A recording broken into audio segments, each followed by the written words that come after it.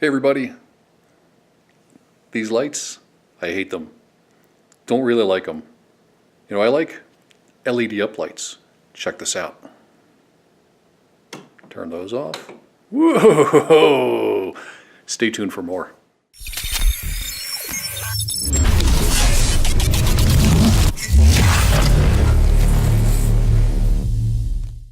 Hi, and today I want to show you what I did in my basement.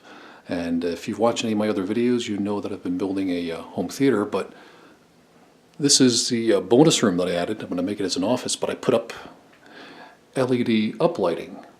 And I'm going to just do a side-by-side comparison real quick here. Check this out. Okay, that's the standard incandescent bulbs. I got 4 of them in the ceiling. And that used to be a ceiling fan, but that's going away. So that's what it's like with just the incandescents. But let's turn on. Here we go. Woo! Look at that. Now I've turned off the incandescents, but man, what a difference. You know, I painted up there, just above the crown molding, in eggshell bright white, and then the ceiling is a bright white. So the light goes up and man, it just illuminates everywhere. There's no shadows and it's just absolutely fantastic. Like, you know, minimal shadows on the floor. And that's, so no matter where you go, everything is wonderfully illuminated. But I got these. These are foam. And I got them from a place in Austin. I think it's Austin Foam Crown Molding or something like that. I found them online. It cost about $175 to do this whole room, and that included the compound miter cuts in the corner. So there were, each end got cut perfectly, which was nice. But the thing is, it took a total of 8 pieces to do this room. So you have to make sure that your seams, let's see, I can barely see the seam here. There it is. If you zoom in, and the neat thing about using foam was that it was lightweight, it was pretty easy to work with, didn't require any nails. We just used caulk from the Home Depot, the cheapo caulk. But the one thing I don't like about the foam, and you have to make sure that you take it out of the box and put it up on the wall, because I waited a little bit, and you can see up there, it got moved around a little bit and ended up getting damaged. So this stuff damages really, really easily. So it's not very durable. But once you put it up here on the ceiling, you know, oh, by the way, the gap between the ceiling and the top of the crown is 4 inches. That seems to be like the perfect amount. And another thing that we did was we put reflective material, some reflective tape, and then attach the LEDs, so that way they reflects more light up, and it really does make a huge difference. So putting some kind of reflective tape or reflective material up there, very important to maximize your light. Now, we did this room. I loved it so much, I had to do more. It's addictive, so watch out. Let me show you what else I've done. Stand by.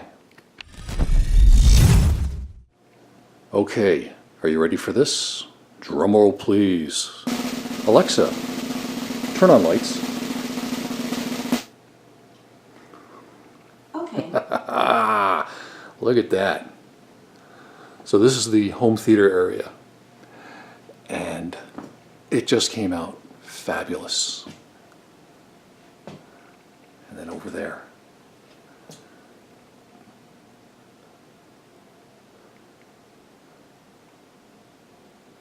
And I even put LEDs around the screen. But I didn't stop there. I went LED crazy. Check this out. Over here.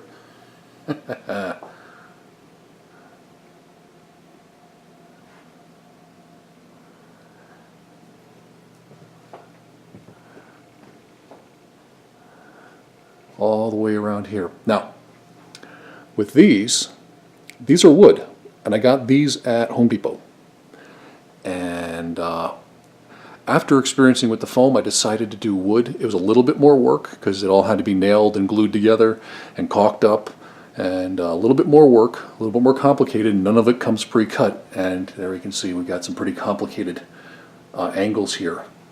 So trying to do the math, it took some time trying to figure it out. But there's a guy out of Austin, I'm drawing a blank, I'll put his name at the bottom. He's like a Crown Molding and trim baseboard expert, and man, watching his videos, I learned a lot about cutting this all up. Plus my buddy Rick, the Native American guy that you've seen in some of my videos, he helped me out. So if you stay tuned a little bit longer, you'll see a time lapse of us doing over here. Now check this out. More. So I've basically done 4 areas of my basement with crown molding and LED uplighting, and it's just fantastic.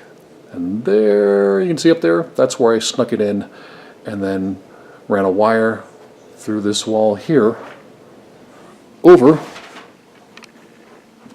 to my switches. So push this puppy and out they go. Good night. So LED uplighting rocks, and if you're ever thinking about doing it, do it. Absolutely do it. It is worth it. It just changes the whole feel of the basement. It creates so much light. It's fabulous. So stand by, got some more stuff to show you. Alright, so this is how I did the crown molding. So this 2x6 that I've got in my hand, pretend that's the sheetrock or the wall. And I got this little piece right here from Home Depot as well.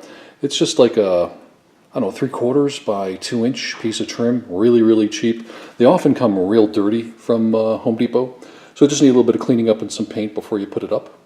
And then we nailed it to the wall, and we just had to find either studs or some solid wood behind it. And then we nailed on the crown molding, and it creates this nice valley here. But there's a little problem. I tried putting the lights in, and when you put the lights in down here, it kind of acts like a black hole and no light really escapes. Even if you paint it white or the brightest white or even a semi-gloss or gloss white, the light just doesn't shine upwards. So here's what I did. I made this, and it would probably be easier if I had a smaller piece, but I'm too lazy to break out any saws right now. So I got this. This is just a piece of that trim that I was telling you about at Home Depot, really inexpensive. And then I ripped some sheets of this stuff. It's kind of like a melamine type surface. There we go. And kind of a fiber surface on the other side. Ripped it about 2 or 2.5 inches, and then glued and nailed it, and then put my shiny stuff on it, and then put my I used double-sided sticky tape. Oh geez, man, this is turning out to be a disaster video. So I just used my sticky tape to attach the lighting. So I'm going to go there and back downstairs and show you. But when all was said and done, sorry about the bad video here, but stand by, we are having technical difficulties.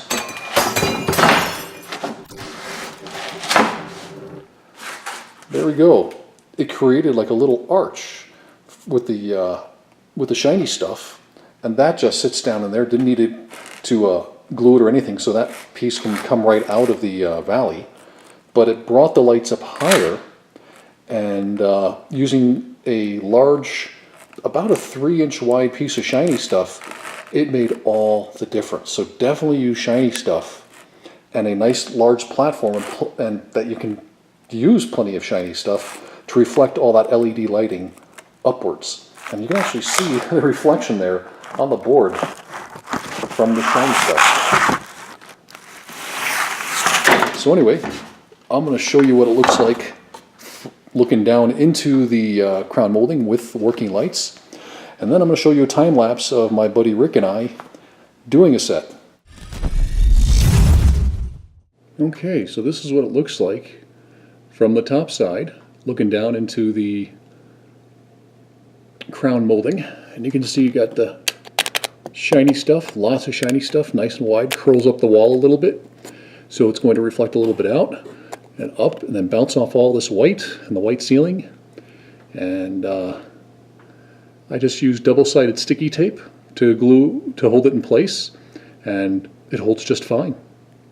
So stay tuned. Here comes the time-lapse video.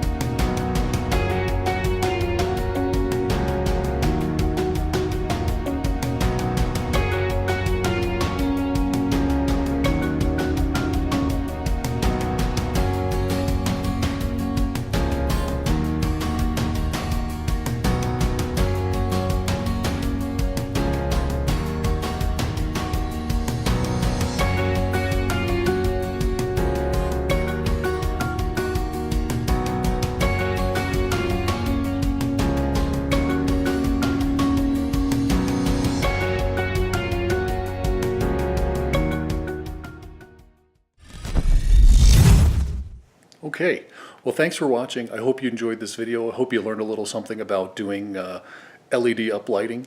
And if you have any questions for me about how to do this or about LED uplights at all or LED lights, put some questions in the comments below. And if you like this video, please give me a thumbs up. If you didn't like the video, please give me a thumbs up. No, just anyway. Be sure to subscribe. Got more videos coming up about DIY home theater and electronic reviews and more. So thanks so much for watching. Have a great day.